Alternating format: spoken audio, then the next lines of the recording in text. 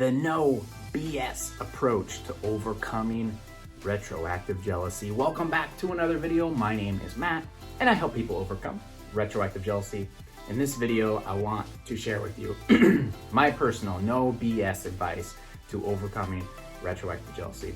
Now, still to this day, and it's unfortunate, but there's only about a handful of us out there that are actively helping people attempt to overcome retroactive jealousy, either if it's through YouTube, through blogging, whatever it is. There's only a handful. And through this handful of people, maybe I'm wrong, but from what I've seen, I'm the only one that kind of teaches this way of thinking, right? Teaches these methods of thinking. And for me, it's just a no BS approach. It's how do I do it? How do I do it in the fastest time possible? This is how you do it. It's an in-your-face approach, but again, it's no BS. Let's cut out everything else and let's overcome this once and for all. So I'm going to share that with you in today's video. Before we do though, if you could take a quick moment and smash the like button, that'll activate YouTube's algorithm and get the video out to more people that really need to see it. So I'd greatly appreciate it. And of course, please check out the links in the description below. I've got all my retroactive jealousy courses listed down there. Any course you enroll in, I'll give you my personal email address. You'll get 30 days of absolutely free email coaching with me. Or if you want to bundle all 3 courses, I'll throw in 90 days of email coaching with me. So please check that out and enroll today before you go. Okay, so here's my personal no BS approach, no BS advice to overcoming retroactive jealousy. And it's the idea that we have to face retroactive jealousy square in the nose. We have to face it head on, okay? We have to approach this thing like we're in a fight and we're about to take this thing down, okay? We cannot hide from it. We can't duck it. We can't go, oh no, here's that feeling again. I gotta run away and lock myself in a room and think about these thoughts over and over and over again and try to get to the bottom of it. That was me. Can't do that. Can't do that. We have to face it. We have to face it. Now, there are other coaches out there that will say, and I'm sure this is maybe works for some. I don't know. It definitely didn't work for me. But say, hey, you know, if you get a thought and you don't feel good, it's okay. It's okay. You know, go sit down, go take a time out, go think it through. You know, if there's certain things that trigger you, if there's certain restaurants that trigger you, or certain names of people that trigger you, or certain songs that trigger you, it's okay. Don't go to those restaurants anymore. Drive through a different neighborhood so you avoid those places. If there's a certain song you don't like, don't listen to that song anymore. It's okay, right? It's okay. And I get it. That's a very gentle approach to it. But that is not a quick approach to it, I will say. And that's what I really needed to hear. Okay, because there's just the opposite effect that you can do, is actually face all these events, face all these circumstances head on. And when you face them head on, you become powerful. You become more powerful than the fear that those triggers or whatever take you in, that fear, that rabbit hole, those things take you down. Because it's important to remember that all these thoughts that are coming in one way or another, you're scared of them, right? And you're scared, like that's what it is. Where we get a thought, we don't like the thought, and so our brain responds as if we're in danger, that we are in fear. So that's why our body fills with adrenaline. We don't feel good when we hear that song that triggers us, whatever it is, because your partner was at this club or something one night and the song was playing, and so you heard it. And now it you know, flooded you, or a certain restaurant that you know that your partner went with their ex, and so when you see it, it floods you with adrenaline. It's fear, right? It's fear. And here's the one thing that everybody will tell you about fear. The more you expose yourself to a fear, the less it fears you. The less it fears you. Swimming, for instance, people that are afraid of water, how does somebody overcome their fear of water? Do they overcome their fear of water by, when they get scared of water, go into another room and sit there and think about the water? Or avoid the water? Is that how you get over your fear of water? No, you get over your fear of water by getting in the water, right? Maybe it's slowly but surely, but you get in the water. Some people hop in the water and just say, I'm done with it. I saw one guy tie his hand around his back. I mean, I'm not suggesting this, but tie his hand around his back, say, I want to get over my fear of water. And he jumped in the water with one hand tied behind his back, and he got over it. He definitely got over it, right? Fear of heights, same thing. If you have a fear of heights, do you get over your fear of heights by not, facing those heights? By thinking about it in a dark room when you're on the ground? No, you get over a fear of heights by going up to some high places, looking down a lot, Maybe you're like me and you jump off one of those high places. Of course, you're all bungeed up. But the more you expose yourself to these fears, the less you fear, right? If you're going to a top of a 1,000-foot tower every single day, day one, I'm sure you're scared. Day 30, I doubt it really phases you. Day 365, I bet you don't even think about it, right? Because again, the more you've exposed yourself to this fear, you're telling your brain, hey, I'm in this high place, I'm fine. Hey, I'm in the water, I'm fine. And your brain goes, oh, okay, well, I released all this adrenaline because I thought Matt was in danger, but I can see that he's not. He's gone up here 30 times, he's gone in the water 30 times, he's okay now. He's okay, there's nothing to fear. And so your brain releases less adrenaline in it, or it will stop releasing adrenaline altogether. And when that feeling of fear is gone, you don't fear anything, right? It's all about the feeling. It's not the thoughts, it's the feeling.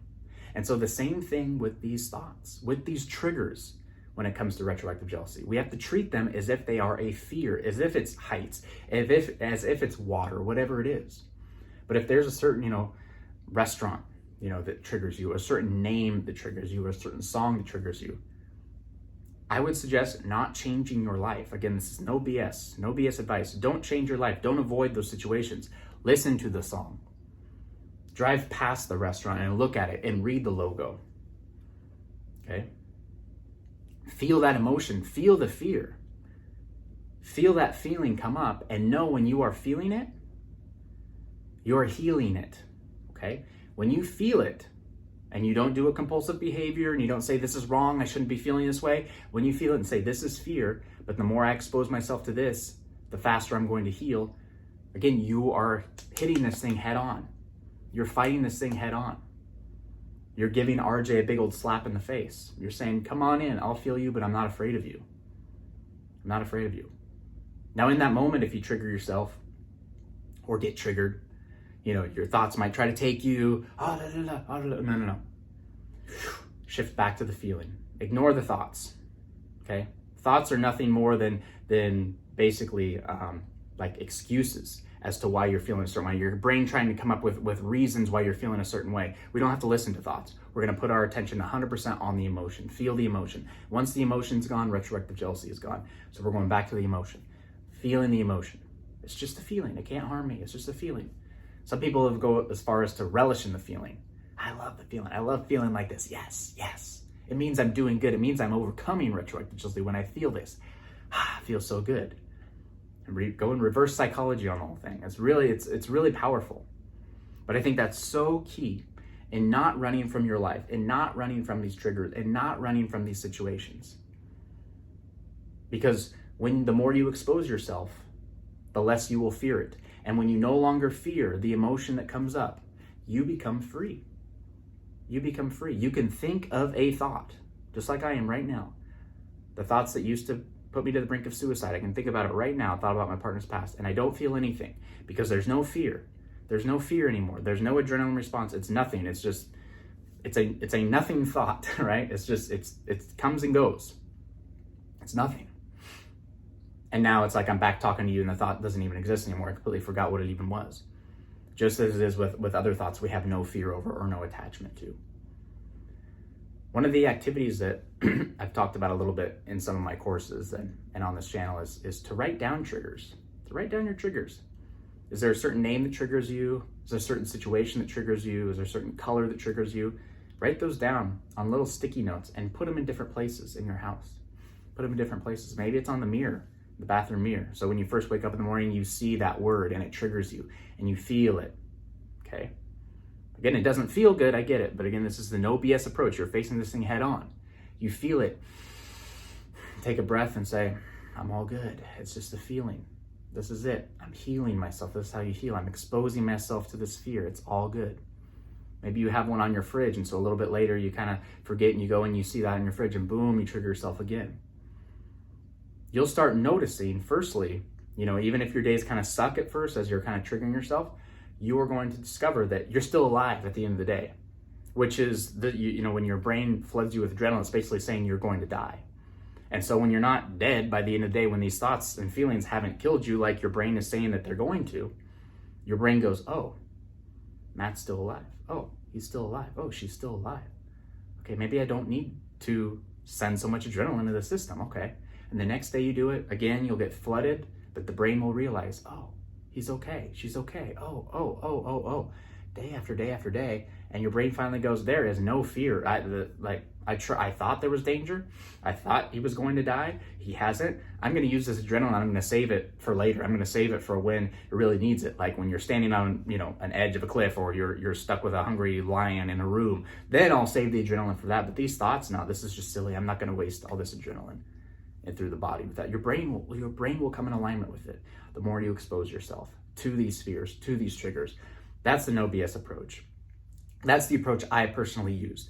I personally used myself to overcome this very fast indeed. And when I say fast, that means I struggled for 13 years and I got over it within a few months when I really put these strategies and faced these things head on and started living my life regardless, not caring about the triggers, knowing that the more I trigger myself, the more negative emotion I feel, the faster I'm going to overcome this. This works so well. It's so powerful. That is the no BS approach to overcoming retroactive jealousy. I don't think you're going to find this anywhere else, really. Maybe on Reddit, there's some people that kind of talk about it. I jump in the Reddit forums a little bit and kind of read what people say. And a lot of people have done this, and it really, really, really helps them. So try it. If you got the will, and if you really want to get over this, this is the way to do it. It's hard, but remember, if we do what is easy, our life will be hard. If we do what is hard, our life will be easy. You will overcome retroactive jealousy. Face this thing head on, give it a big old slap in the face, and you will win this battle. If you enjoyed today's video, please take a moment and smash the like button so we can get the video out to more people that need to see it. Also, subscribe if you have not already done so. Click the notification bell so you are alerted every time I post a new video. Please check out those links in the description below before you go. Enroll in any of my courses. I'll give you my personal email address for 30 days. You can ask me anything. I'll help you overcome this thing once and for all. We can face these triggers together. If you'd like to, sign up for all my courses by bundling them with my master course. I'll give you 90 days of coaching. We'll be together for 3 months to take this thing down. That's it for me for now, everybody. Have a fantastic day. I will see you in the next video.